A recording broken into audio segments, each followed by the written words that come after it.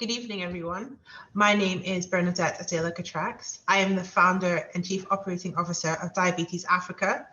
Diabetes Africa is a nonprofit organization that was registered in 2019, and we seek to improve diabetes outcomes for everyone living in Africa and people of African and Caribbean origin living globally. The speakers today are part of our UK expert network, which is formed of healthcare professionals and researchers and academics who are interested in targeting and fighting challenges in diabetes in the UK. This is the third event in a series of 5 titled Everything You've Always Wanted to Ask. And we're going to be talking about diabetes and food, in particular food from African and Caribbean cuisines. Because a big part of the problem is that people don't actually know how much carbohydrate is in the food they're eating. So how are people supposed to make informed choices? We want to target that today. In addition, for healthcare professionals who are advising people on how to manage their condition, it's important to know not just the carbohydrate content in things like bread and pasta, but in foods that people from African or Caribbean origin might eat. We are delighted to be supported to run this series of events by Novo Nordisk. Novo Nordisk haven't had any input into the agenda, speakers, or content. However, we wouldn't be able to run this event series without them, so we are really appreciative of their support. This is an interactive event, so as always, please put your questions in the chat and any comments that you have. Introduce yourself. If you're having any technical issues, please contact any of us directly and we'll try and do our best to solve your issue. And now I'd like to hand over to Dr. Joan St. John to do the next part of the event. Joan, would you like to introduce yourself, please? Thanks very much, Bernadette. My name is Dr. Joan St. John. I'm a GP with special interest in diabetes. I'm one of the Diabetes UK clinical champions, and I'm also co-author of a book called Carbs and Cals World Foods. So I'm going to talk first of all about why this is such an important topic and one that we need to give some increased importance to. Do you know your cassava from your yam, and why is that important? So first of all, I'd like to ask you a question. How many people are living with diabetes in the UK and are from the Black community? And by that, I mean Black African, Black Caribbean, or Black, as the ethnic criteria would have it, Black other. How many people do you think are there living with diabetes in the UK from the Black community? 70 plus thousand, 100 plus thousand, or 150,000? Well, yes, it's 150,000 plus. So it's not an insignificant number of people from the Black community living with diabetes in the UK. And we know that in ethnic communities, obviously including the Black community, there are over 500,000 people from ethnic minority communities. And they have an increased risk of developing type 2 diabetes, and that's somewhere between 3 and 6 times the increased risk compared to the white Caucasian population. We know that in the Black community, it develops at a younger age, and so therefore they have a greater burden in terms of a greater risk of complications because they're living with this condition for a longer time. So let's put carbohydrates into context in the field of diabetes, and why are carbohydrates important? Well, carbohydrates are the macronutrient which have the maximum effect on our blood glucose level. Now, of course, that can be affected by the way the carbohydrates are cooked, the type of carbohydrates that are eaten, and the amount of carbohydrate that is eaten.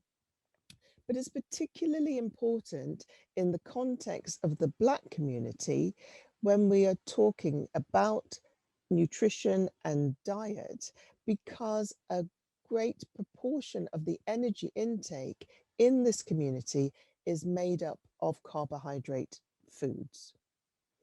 Now, I'll go on to say a little bit about it, but some of you may also know that carbohydrates have been used in terms of low carbohydrate diet, in terms of trying to precipitate remission or reversal of type 2 diabetes in the wider community. And I'll say a little bit about how that impacts on the Black community.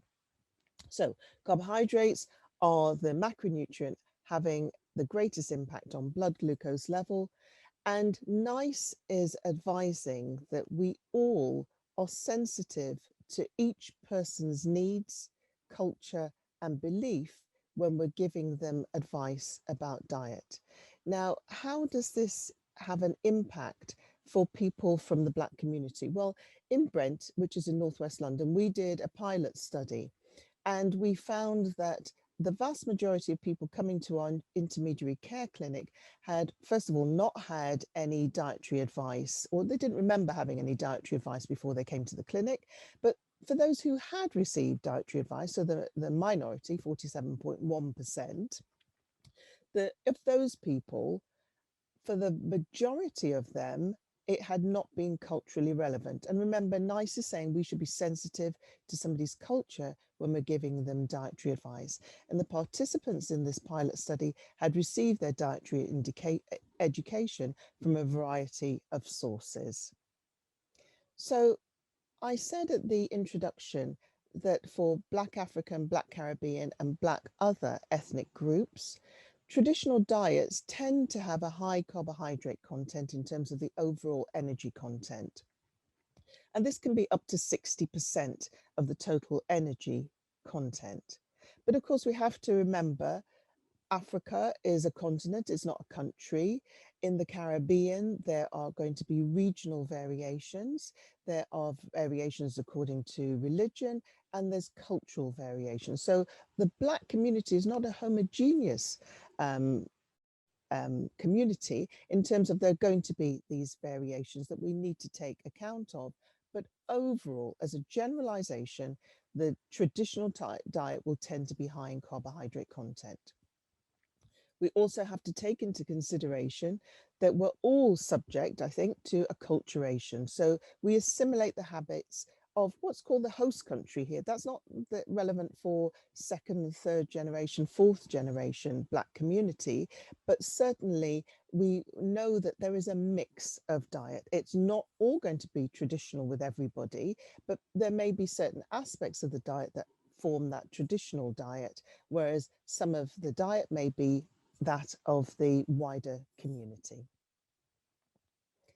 We know that there is very strong evidence to show that if there are cultural adaptations for diabetes-related interventions, be that structured education or other types of interventions, the outcome for people from ethnic minority communities, which obviously includes the Black community, will be better. So the outcomes are going to be better if you culturally adapt the intervention.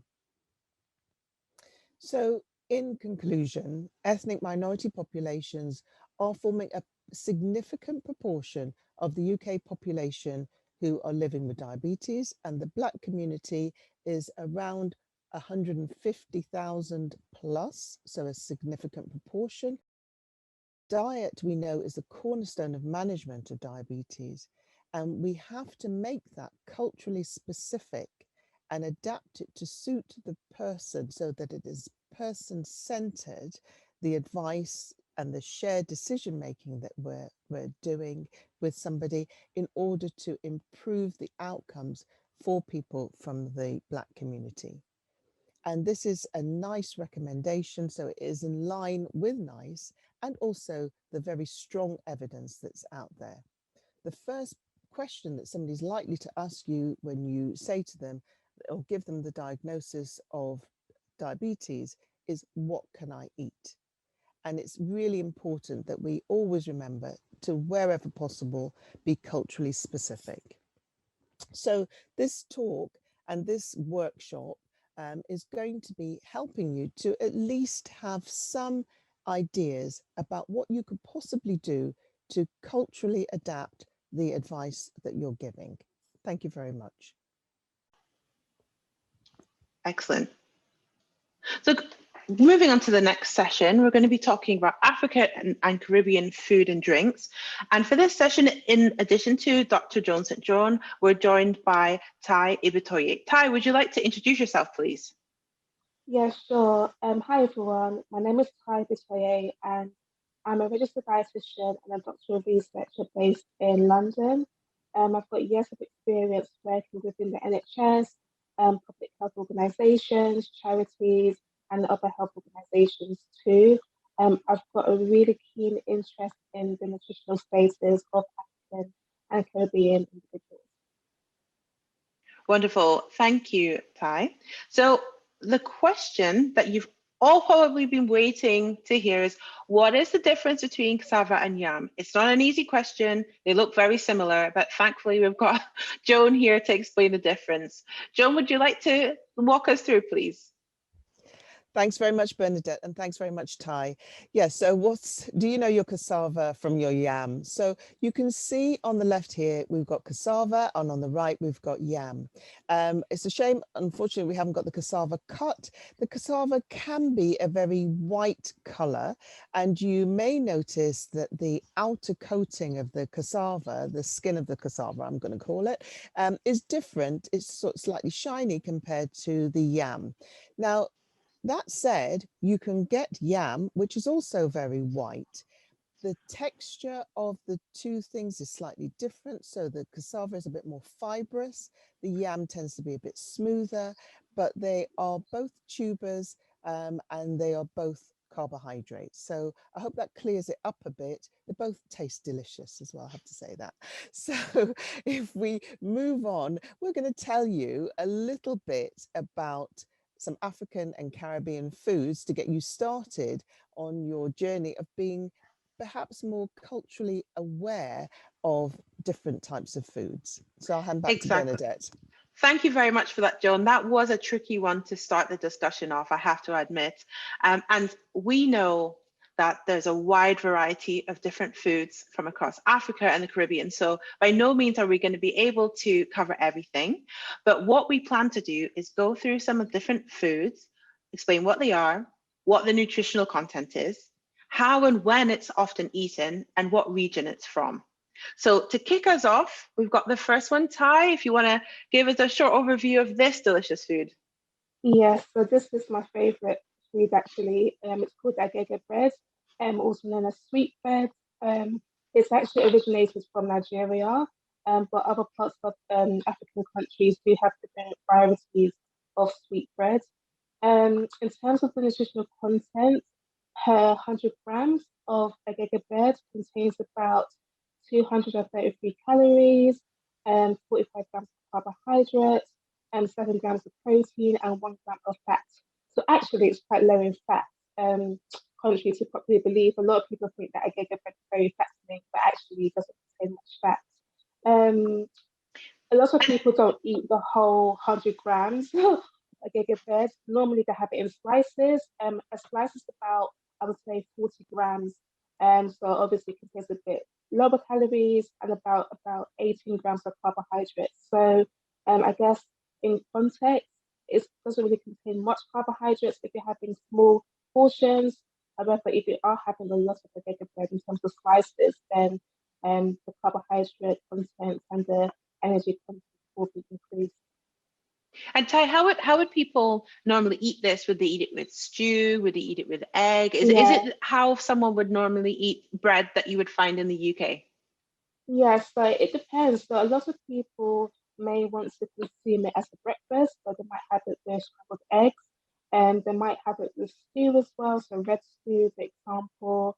A lot of people might have it toasted with butter on top. So it really just depends on people's preferences, but ideally it's quite a common breakfast, I guess, food. Perfect, thank you. And then the next highly addictive food that we're going to talk about today is plantain chips. Yes, again, another favorite of mine. So it's normally consumed as a snack, and I guess in terms of nutritional content per serving size, which is about 40 grams. However, it might vary depending on the brand of the plantain crisp. but the energy content of it is about 200 calories. Carbohydrate content is about 30 grams, 3 grams of protein, and about 9 grams of fat. However, depending on the brand of the plantain chips, these nutritional content might vary.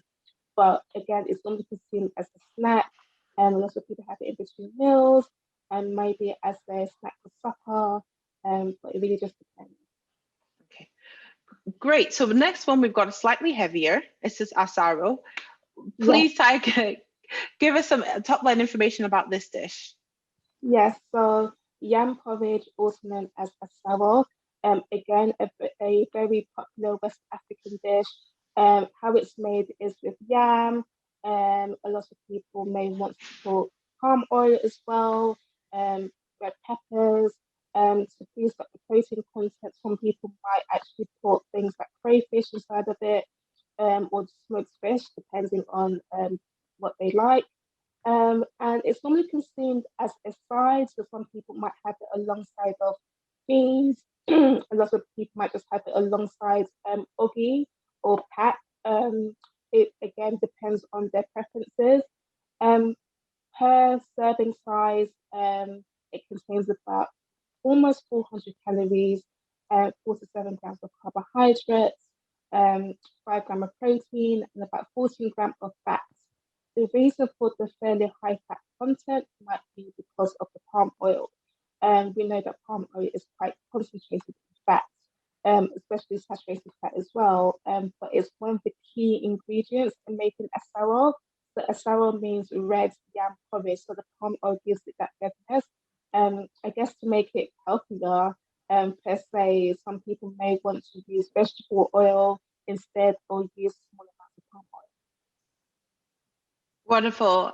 Thank you, Ty. So Joan, you're up next. We have oxtail and rice. I've been told that certain parts of the Caribbean, it might be oxtail and butter bean and rice, but if you'd like to give us a bit more info, please. Thanks very much. So yes, I mean, I don't know about you, but I'm quite hungry having watched those foods. So oxtail and rice, yes, it can be oxtail and butter beans. So when it's oxtail and butter beans, then it's going to be more like a stew by itself. But you can also have the oxtail with rice. The rice may be plain rice. The rice can also be rice and peas. And depending on what sort of recipe you have, I think that's one of the things we need to highlight as well, because each family has their own slightly individual take on these dishes. So depending on what recipe you're going to use, the energy content is going to be somewhere around 470 calories. Carbohydrate content, I think we're talking mainly obviously about the rice here, and depending on the portion size, maybe around 26 grams, with 23 grams of protein coming obviously from the oxtail, and the fat is what you're using really in the cooking, primarily of the oxtail and that, but also in things like coconut cream that you would use in the rice and peas. So going to be slight variations depending on who is doing this. It would be eaten as a main meal. It might be eaten on days like a Sunday. It's not necessarily going to be eaten every day, but it's going to be your lunch or your evening meal. Wonderful. Thank you, Joan. Next up, we have you again, Ty, for ogi, as we call it in Nigeria. I've seen this many, many times in my household. If you'd like to give us a quick run through of this, please. Ty, you're on mute. Sorry about that. Can you hear me okay now? We can hear you now. Perfect. So ogi, also known as pat, or also known as akumo in other parts of African countries, it's normally consumed as a breakfast meal. And I guess the nutritional content of it will vary depending on how it's made. So some people may want to use honey to give a bit of sweetness. Other people may want to also use evaporated milk or condensed milk as well. And this can actually increase the fat, sugar, and calorie content of ogi. 1 tablespoon of raw ogi contains about 91 calories, of which 99 or over 99% of it is carbohydrates. So it's a very carbohydrate-rich breakfast food. Wonderful. Thank you, Ty. Next, one of the probably the most well-known dishes from Caribbean that everyone seems to want to try, and it looks delicious in this picture.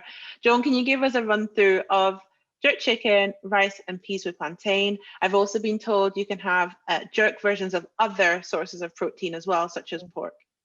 Yeah, so I think most people would have heard now of jerk chicken, and some people would have heard of rice and peas, and maybe some people might have heard of plantain. Yes, you can have jerk foods, other types of foods, so you can do it with fish, you can do it with pork, you can do it with other protein sources. Now, it emanates from Jamaica, so it's important to realize that maybe, you know, not everybody from the Caribbean would be eating jerk chicken or other types of foods.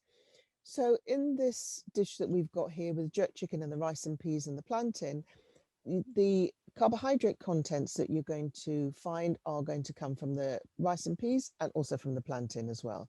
The plantain is the yellow food towards the bottom left-hand corner. For those of you who don't know it, it looks like a large banana. It's yellow. The skin of it is yellow. It's thicker than a normal banana. And the way that it's prepared in the Caribbean and in parts of Africa is usually it's fried, but it can also be boiled. Some people have experimented with trying to do it in roasting, so they may do it in the oven to try and make it healthier that way. But it is eaten as a vegetable. It's not eaten as a fruit. So just to point that out. In this dish, the carbohydrate content is 50 grams. But again, that's going to depend on your portion size, because this, I think a lot of people from Africa or the Caribbean would consider as a small portion. The rice portion, most people would consider, I think, small. Certainly the plantain portion, a lot of people would consider that small. I can see everybody smiling. The protein content is 38 grams, and that's coming from the chicken on this slide.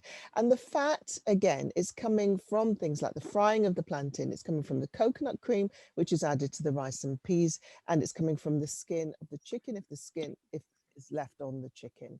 So yeah, that's a somewhat well-known dish: jerk chicken, rice and peas, and plantain. Wonderful. Thank you, Joan. I echo your sentiment. This is making me increasingly more hungry, but let's move on. Ty, one of my family favorites, I have many uncles in mind who this is a staple. Could you tell us, please, about this dish? Yeah, sure. So akara, also known as black-eyed peas fritters, in terms of how it's made, it's in the name. So frying black-eyed peas and make it into some sort of fritters. However, it can be baked for a healthy alternative. It's normally consumed with oggy, so we mentioned about oggy in terms of it being a breakfast meal. So to a lot of people may want to have akara alongside of oggy. In terms of the nutritional content, it varies depending on how it's made, the type of oil used, the type of ingredients used as well. But generally, a typical serving will contain about 233 calories, about 43 grams of carbohydrates, 15 grams of protein, and 9 grams of fat. It can be a balanced meal, depending on how much oil you use to prepare it. However, it can be baked as well, and lots of people do know that it can actually be baked for a healthy alternative. Wonderful. Thank you, Ty.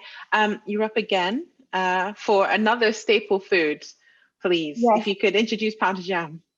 Yes, so the Panda Jam is also known as swallow in African countries, and actually there's different types of swallow, like eba, amala, which I'm sure will be here all day if we talk about them. But with Panda Jam, it's made using yam flour and boiling hot water, and it's needed to make a sort of dough, which you see in the picture.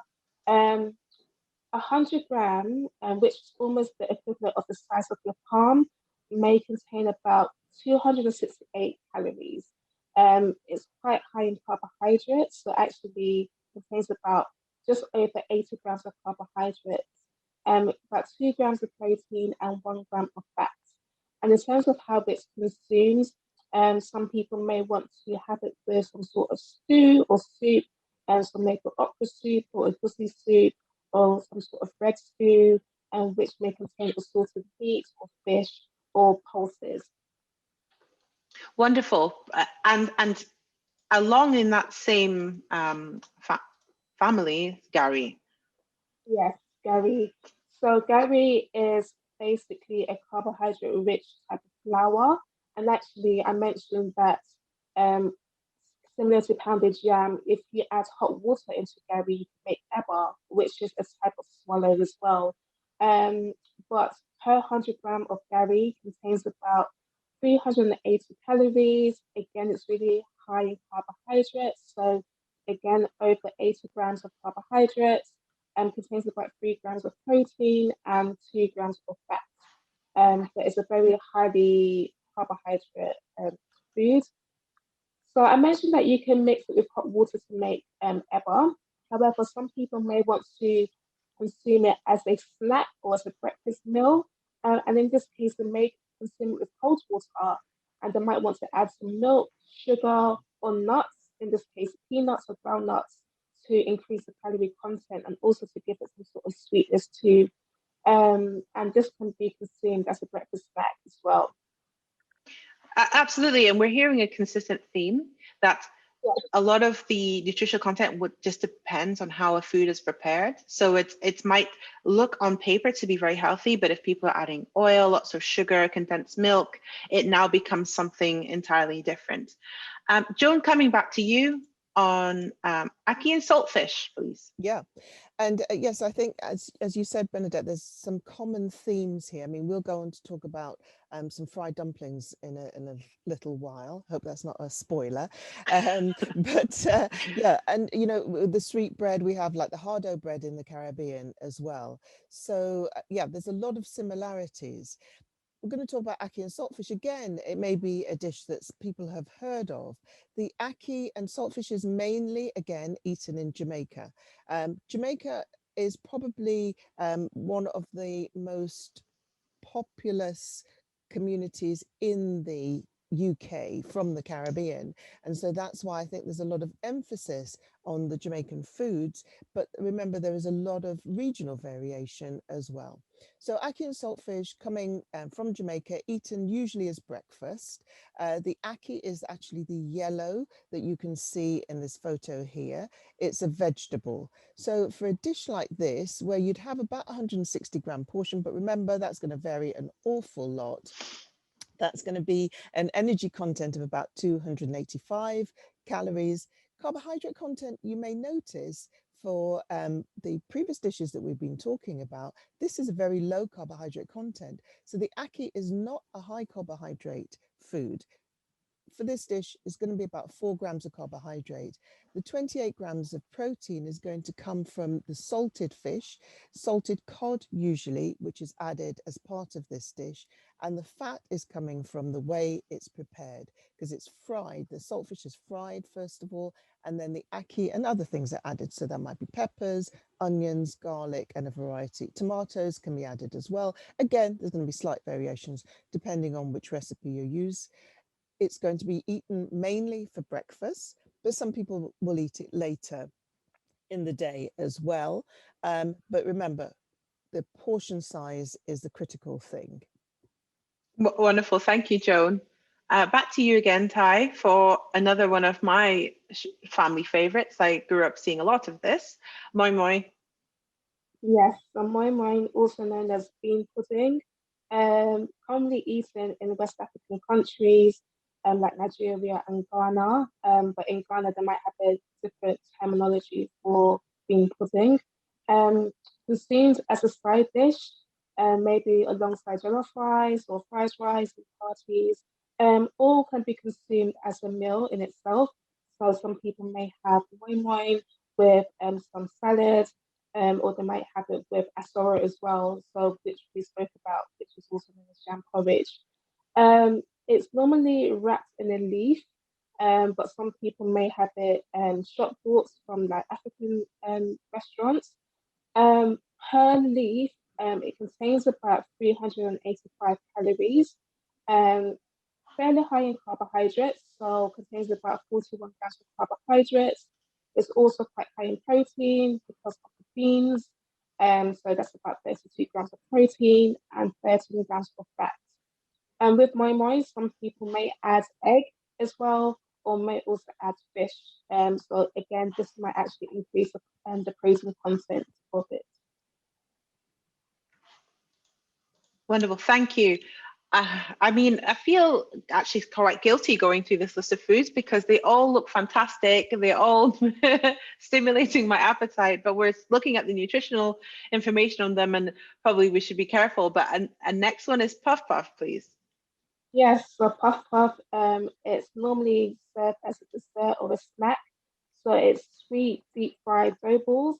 And again, it's quite high in calories, quite high in carbohydrates as well. So one puff contains about 170 calories. Also contains about 29 grams of carbohydrates, 3 grams of protein, and 5 grams of fat. However, this nutritional content might vary depending on how it's actually made.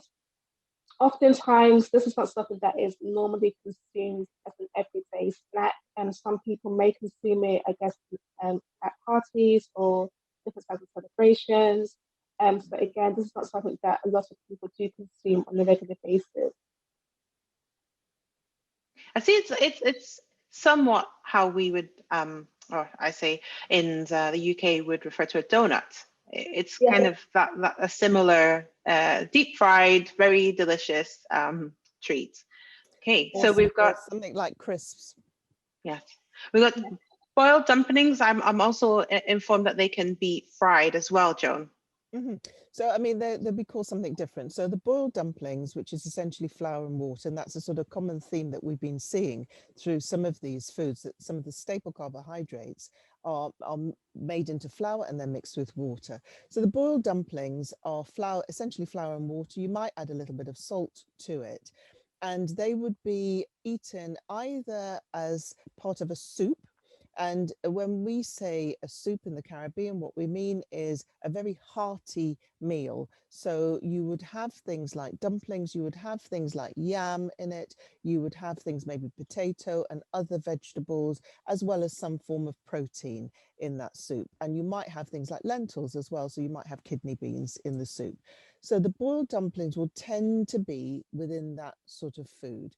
But however, they can also be eaten as a side to something like maybe the rice and peas and chicken, rice and peas, or plain rice and fish. So people can have them as an additional side dish to a main meal. So that can be part of a soup, which is a main meal, or they can be part of another type of main meal as well. So energy-wise, you're talking about 110 calories, and carbohydrate content you'll see is significant, 23 grams. Protein, only 3 grams. And because they're boiled, there's no fat. But I think the next one, Bernadette, is the fried dumplings. So some people will call these fried dumplings. Some people will call them festivals. Some people will call them Johnny cakes. It's essentially, again, the flour mixed with water. And some people will add sugar to them. So you'll get the sweet fried dough, but some people will have them as plain. Depending on which region you're coming from in the Caribbean will sometimes affect the way these are prepared. You can see that the energy content for this has gone up. We'll use the word here, festival. 3 of them has 338 calories, but 3 may not be a portion size. Again, that's going to vary an awful lot. You see, again, quite high carbohydrate content and the fat content because they're deep fried. So they'll be eaten as a snack. Festival will be eaten as a snack, but sometimes it's eaten as a side as well.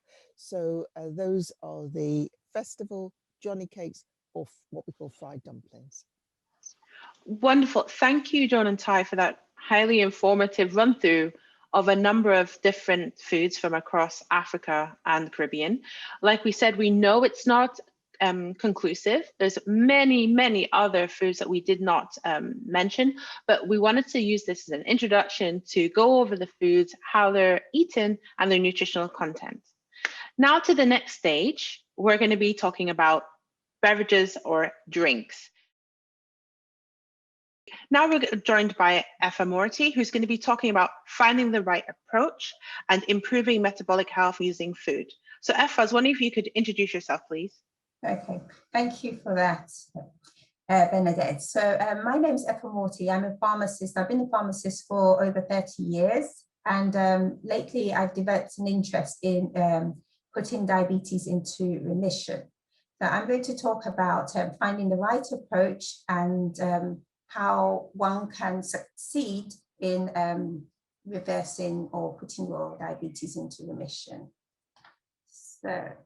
So there are three approaches to reversing diabetes and improving metabolic health. The first one was bariatric surgery. And what happened was when patients who were overweight and had diabetes had bariatric surgery, it was realized that their diabetes went into remission. However, there are some studies that show that weight gain has been observed in some patients who underwent the surgery, and in approximately 50% of patients went on to gain weight. Both weight regain and surgical failure were higher in the super obese patients. I put the link to the study below. Another way of putting diabetes into remission is putting patients on very low calorie diets. So this is when patients are given 800 calories of a formulated nutrient complete shake daily, and they take this for 3 months under strict medical supervision with behavioral change and coaching. And then food is reintroduced after that. That has to be done under medical supervision, so not everyone can get up and do it on their own. And then finally, what I'm going to focus on today is low carbohydrate diets. And this again is not that simple. Its success depends on understanding the approach and how disciplined one is. So now we have a lot of technology about. It's quite useful to use it when you're going down this path. So when I talk to patients about putting their diabetes into remission, first and foremost, I would say to them to download the NHS app. So you can have access to your GP records and you can see and track your improvement from blood tests. I would tell the patients to get a baseline blood test from their GPs, so to get their liver function test checked and their cholesterol checked and the HbA1c, which is a measure of how well you're doing with your diabetes. I advise them to measure their blood pressure daily and keep records. And if they're on any medicines, to have a discussion, we'd have a discussion about that and look out for indications of whether you might need a medication reduction, and I would point the patient on to having a discussion with their GP about this. I would also tell them to buy keto sticks to measure ketones in their urine, and also buy a continuous glucose monitor, especially in the beginning, to learn about how your body manages food. So in the beginning, patients do get something called the keto flu, and people might say, oh, it's really dangerous because you can suffer from this. It usually appears between 2 and 7 days after starting the low carb diet. You might have a headache, have a foggy brain, be tired, might not be able to sleep properly or get constipation.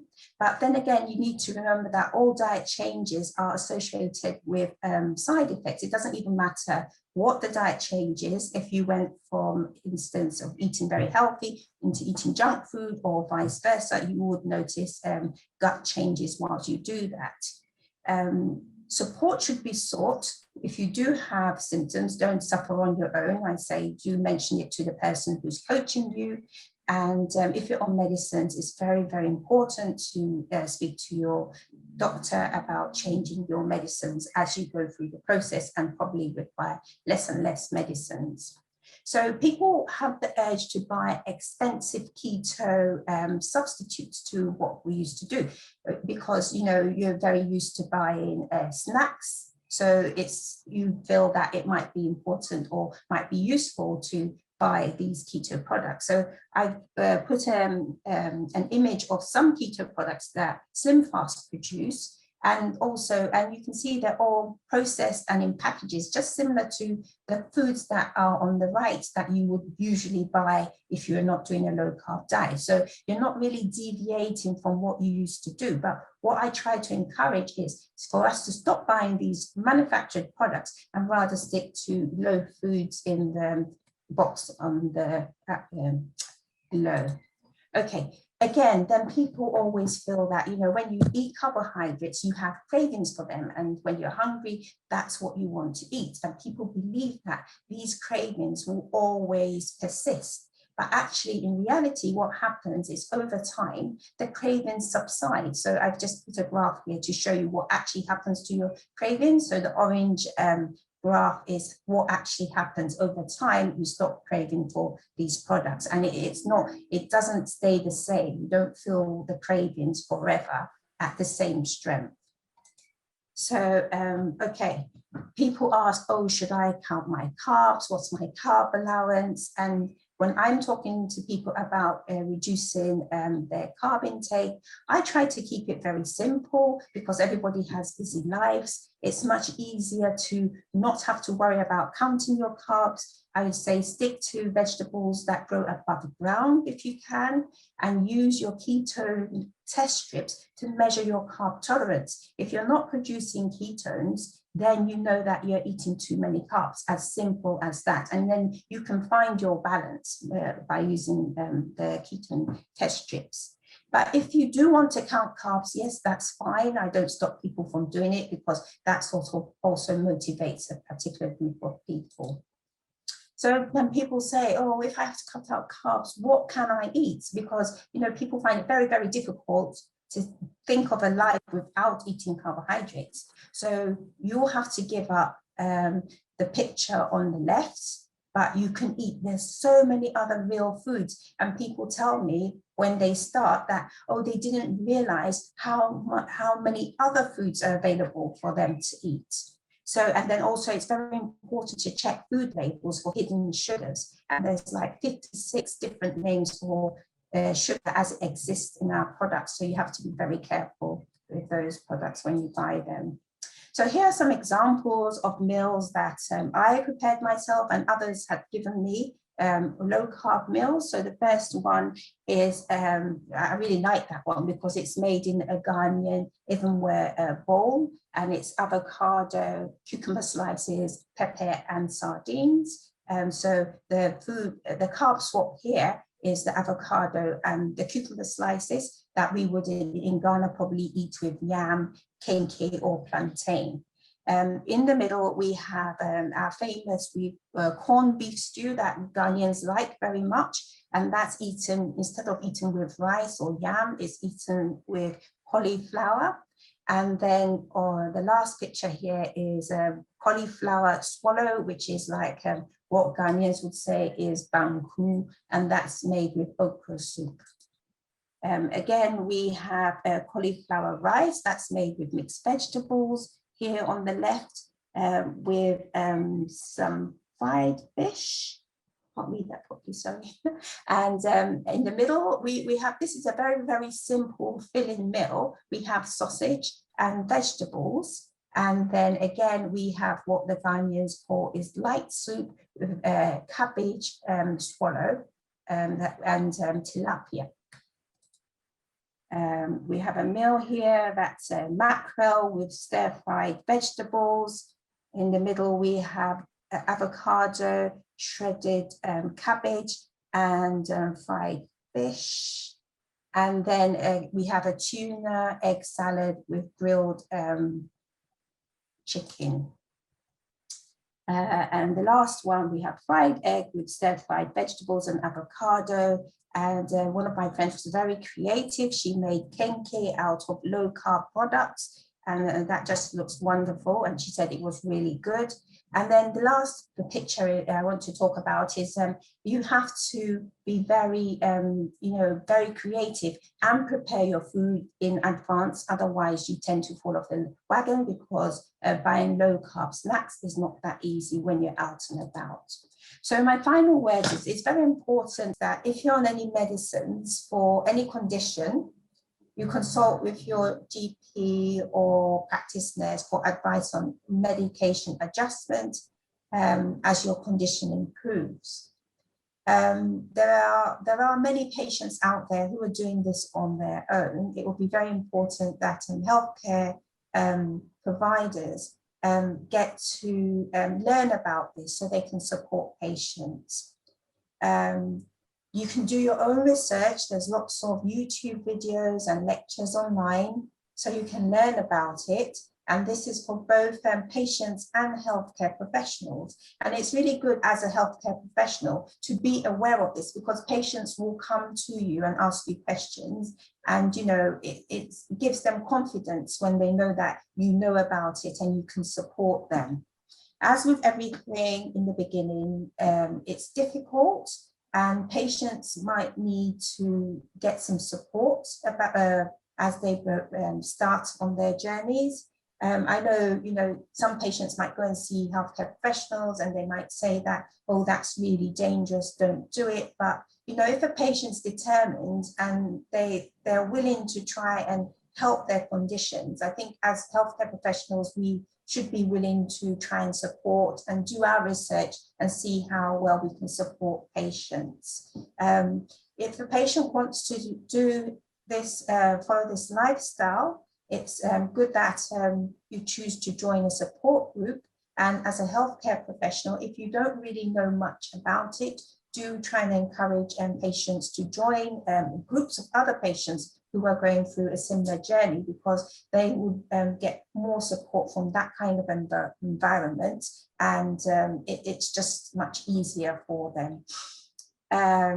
Weight loss from this program can be very gradual. It comes off very slowly.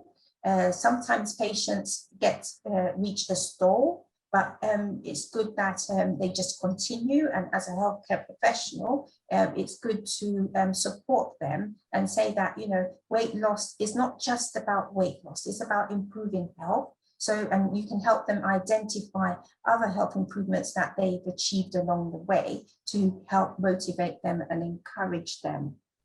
When a patient wants to make a lifestyle change, one should decide to just make small changes slowly rather than many big changes, because sustaining many big changes at once is very difficult, and patients should be encouraged to do this gradually. Food prep is key for for this journey. So it's good that patients on this journey should know and prepare snacks before they leave home, rather than try and get something on the go, because it's highly unlikely that you will be able to find something on the go to support the new lifestyle that you want to follow. And patients should be encouraged to eat only when hungry. I have heard a dietitian say to a patient once that, oh, no, you can't miss breakfast, but everybody's body responds to this differently, and patients feel hungry at different times. So it's important to remember that. Finally, the diet is only contraindicated in the following conditions. And it is not dangerous. Many people have gone down this path, and it's just helped them in numerous ways. And these are the conditions listed below. So here are a few friends and family who have actually succeeded on the diet, and I've had their permission to put their pictures here. So the first one is a caterer. She lives in Ghana, and she cooks large orders of all sorts of foods for her clients, and she resists taking them herself. And she's lost so far to date, over 2 years, 25 kilos. On the right, we have a young lady who lost 15 kilos in a year. At the bottom was a very busy friend of mine, and she's a lecturer. She's lost 20 kilos over 3 years. She relapsed, but got back on the wagon. And the last one is a gentleman. He used to play tennis almost every day, and his weight never changed, and his blood pressure started going up. And then he started, and within 4 months, he lost about 7 kilos. So thank you. Thank you very much for that run through, Afa. It's very informative. And I'm really pleased to have Ben with us today as a person living with diabetes. Ben, would you like to give us a really quick introduction, just a little bit about you for the people in the audience? Yeah, good afternoon. Good afternoon, Ben. Yeah, I'm Ben Tahe, and I've been suffering from diabetes since 1997. I didn't realize I had it, but suddenly I found out about it in a hospital. They put me on some medication, glycosides, but it did nothing. The conditions just continued, and eventually I had to be put on insulin. Mm-hmm. That is what I'm doing since 1999 up to now. And just relating to Afa's presentation that we've gone through, did you have awareness about how food was impacting your diabetes as you were diagnosed, and then up until recently? No, in the beginning, I didn't notice that. I didn't realize it. But along the line, I came to understand is the food. Because I was referred to an organization called the Experts. They introduced this to me, and I got that awareness from them. And what's been the biggest challenge that you've had to overcome when it came to changing what you eat? Yeah, it's difficult. The challenge is about what choices to make. I didn't even notice that is the carb which was causing the larger part of my problem, but eventually I was told. But when I realized that, I didn't know what to choose to eat. Yes, and which foods are you eating now that are, I guess, the local foods? Yeah, no, I'm eating mostly vegetables, fish, meat, and sardines, tuna, and yes, those kind of things. And then I avoided mostly fruits. I don't take the fruits anymore because the last time I took it, it spiked the carbohydrate, this thing, your blood sugar level. Yeah. Thank you very much. Are there any foods that you miss a lot that you're not eating at the moment? Yes, there is a food called Ackee, which is a local, is more to the Ewe people in the Volta region than other people in Ghana. I missed it a lot. It comes with it is a high carb food, and the fufu. These two, I miss them. But as time goes on, my craving for them is going down. Yeah, I don't feel like going back for them. Exactly. You're right. I used to drink my tea and coffee with sugar, and I made a decision that I wasn't going to do it anymore. Mm-hmm. And at the start, it was very difficult. It was tasteless and everything. But yes. Now, actually, I can't drink it with sugar. My palate has changed. So I understand and I agree with you on that one. Thank you so much, Afa and Ben, for a really great discussion, and Ben for sharing your insights. We're now moving on to a Q&A session where people in the audience will put their questions forward, and we're going to answer them and discuss. But thank you very much.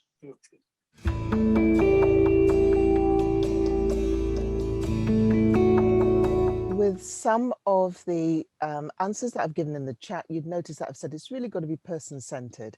And the same thing applies to managing diabetes in Ramadan. So one of the things I would say is prepare. So try and make sure you do this before Ramadan starts. So to make an appointment with your healthcare professional to discuss how you need to adapt and change perhaps your medication and the timing of it, or the actual medication that you're taking, if you're taking for diabetes before Ramadan starts. And that person, the healthcare professional, should work with you to find the most appropriate timing and medication for you during Ramadan, because obviously your eating pattern is going to change. That's excellent and very clear. Thank you very much for that, Joan. Effa, if I may go to you, it's a question from Nasha. Apologies if I've mispronounced your name. It is about how to manage the carbohydrate in African food. Effa, you showed some different plates that have alternative to the more standard high carbohydrate aspects, such as removing the fufu and swapping it. So do you have any tips for people in the audience who would like some guidance on it? Yeah, so first and foremost, I would say that if people want to try this lifestyle, it's best they join a support group, because in that you have several people contributing, and they normally take pictures of their food and share recipes, and it's just really so supportive, and then you don't feel you're alone, and every day you see somebody else has come up with something else. Also, there's lots of African swaps on YouTube, and even on Facebook. So, I mean, those are the places to look. So, as I coach groups of people, I notice that they share food. I also have tips about things that they can use, and I just collect so much information, and they go on to share things as well. And I even say, oh, that looks nice. Can you share the recipe? So there are many, many swaps. But for those of us who like to eat the swallows, we usually, you can steam your vegetable and blend it with psyllium husk, and that binds it, and you can tend to eat it with almost any soup or stews that, in West Africa we use. So that's one thing to start off with. And then people just tend to find so many different foods out there that they wouldn't have normally eaten, but they tend to like them, and they adapt them to how they want to eat the food. So, and one of the suggestions that was made in the chat, which I think is excellent, is swapping out cauliflower rice for rice. I've personally tried it. It's quite convincing. I didn't feel too hard done by. But as you said, in the support groups, also, of course, the World Foods book by Carbs and Cal, which obviously Dr. Joan St. John is one of the co-authors, is a great resource. And I know, Effa, you put the link to that resource in the chat, which is fantastic. So I would like to, if I may, go to Joan again, please. So I come to you with two questions. One, is this advice different for someone who has pre-diabetes? And then also, is there any impact on intermittent fasting? And that's from Martha Stewart. So in terms of the carbohydrate content, or just generally in terms of a healthy diet? So Martha, I'm not sure if you want to distinguish in terms of carbohydrate content or just a healthy diet. So if you are at a situation where you have what we call pre-diabetes, so essentially you would have had a blood test, and that blood test is showing that your blood glucose level is a little bit above normal, so above the normal range, but not in the range where we would classify that as being classified or categorized as having diabetes. So if your blood glucose level is raised, all the advice that we've given about being carbohydrate aware, perhaps reducing your carbohydrate content, perhaps making your diet healthier, perhaps increasing your activity or exercise levels, all of that advice applies whether you are living with what we call pre-diabetes, so at risk of developing diabetes, type 2 diabetes, or you actually have type 2 diabetes. So that healthy living advice still applies. And Bernadette, what was the second part of the question? Intermittent fasting. Yeah, so intermittent fasting is a really useful tool that people can use. Again, whether you have pre-diabetes, living with pre-diabetes, whether you're living with type 2 diabetes, you can use intermittent fasting. It essentially means that you're effectively going without one meal. So you're going to fast for usually 16 hours and eat in an 8-hour period. So most people will do this by avoiding having breakfast. So they will have their evening meal and then not have anything for at least 16 hours, which usually means avoiding breakfast. When I try and do it, I actually prefer to do it slightly differently, and sometimes I'll just leave it a bit longer at the end of the day. So I'll eat early in the evening and then do my 16 hours then. Yeah, it's a really easy way to do it, but what you've got to be careful of is in the 8 hours that you eat, that you don't then go and cram in all those unhealthy foods. So yeah, it's a really easy thing to do. Anybody can do it. Not recommended, I must say, for people who are pregnant, or people who are breastfeeding. But if none of these apply to you, then it's usually okay for you to try intermittent fasting. Some people do it more extreme.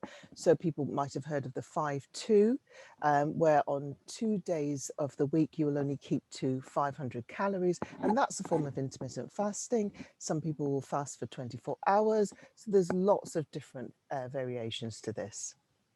Wonderful. Thank you very much for that, John. Ty, going to come to you next, please. So we've had a question from Johanna about what effect does exercise have on pre-diabetes and diabetes? Is it something that people should be focusing on to try and do? And that's, Johanna didn't ask this question, but it's a follow-on question. Does that exercise allow people to eat a little bit more carbohydrates? That's a very good question. So I guess with the first question, exercise is really important alongside diet.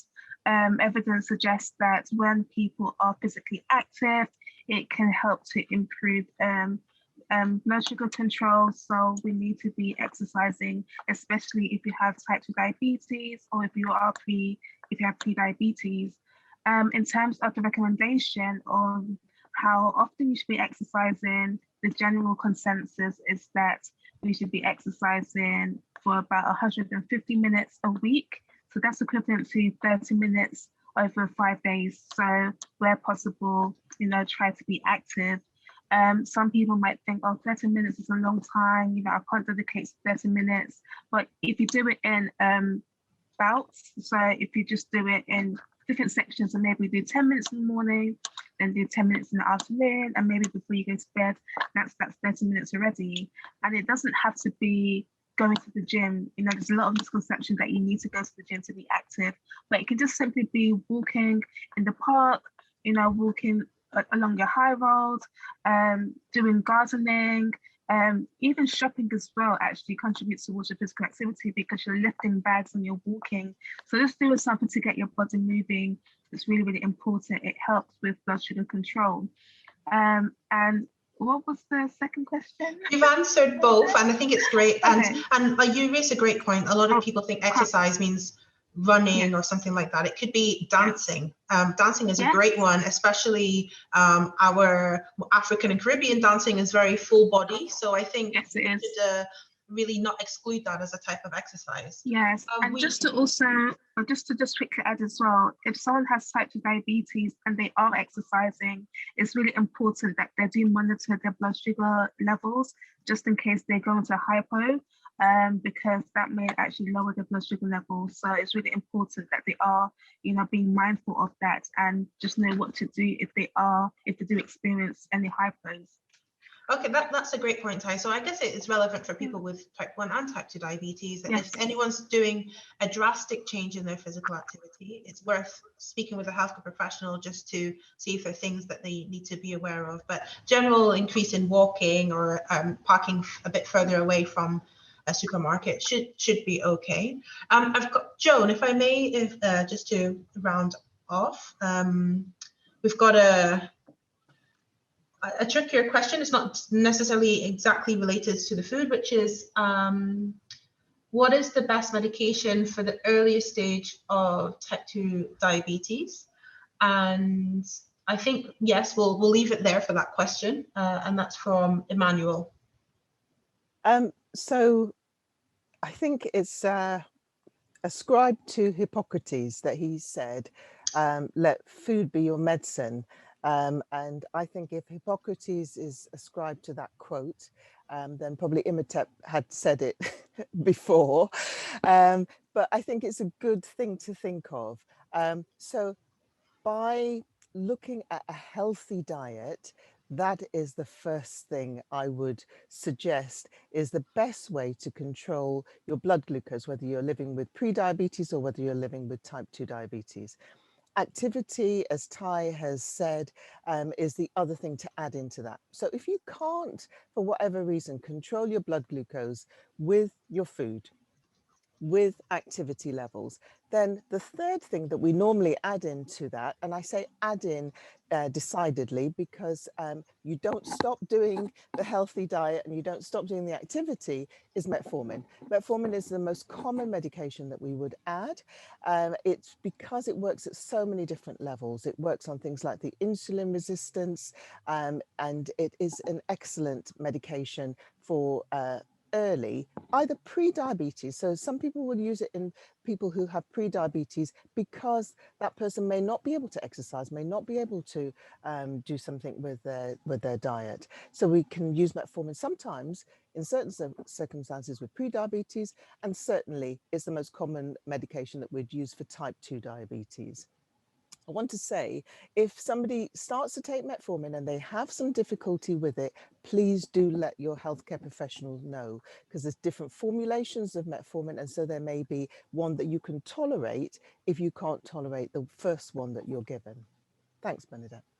Thank you, Joan, for that fantastic answer. I want to end on a final question, which is a fundamental question, which I realize we haven't actually addressed. Ty, could you please explain to people how they would go about counting their carbohydrates?